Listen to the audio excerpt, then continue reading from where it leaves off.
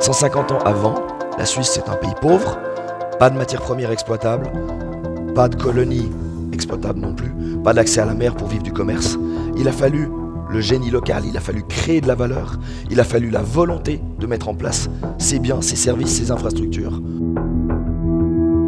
Le but du développement, c'est ça, c'est ce qu'ont fait les générations avant nous et c'est ce qu'on doit faire pour les générations suivantes. Ce qui est important pour une entreprise, c'est le savoir-faire. Et le savoir-faire, il est lié aux collaborateurs.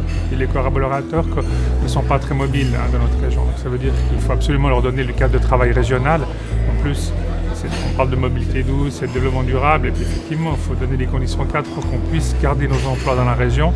Et c'est sur ce socle qu'on arrive à bâtir et construire l'avenir d'une entreprise.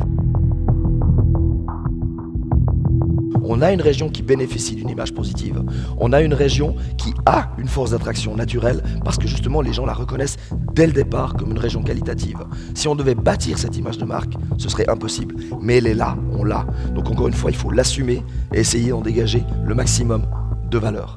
Mais c'est donc cette notion du hub, de Romandie check-in, pas que pour les Suisses allemands, mais même européens, que le client sait de venir dans notre région, rester dans notre région plusieurs jours, plusieurs nuits, et découvrir à quelque part toute la palette de prestations culturelles, sportives, événementielles. Et c'est certainement cette notion du hub que j'ai retenue à quelque part pendant la conférence ou dans la nouvelle stratégie de la promo. Une fois que les gens sont ici, d'élargir l'offre et de leur proposer d'autres attractivités, c'est bien, mais pour les attirer, on doit se focaliser sur des choses porteuses. Et quand on a cette approche-là, en réalité, ce qui historiquement était perçu comme nos concurrents ne deviennent plus potentiellement des concurrents, mais des produits.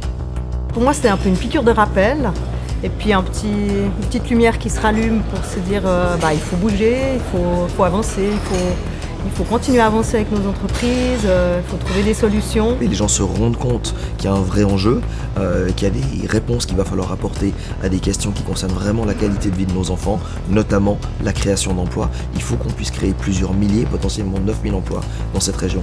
Et je vois que c'est clairement quelque chose qui résonne dans le public aujourd'hui.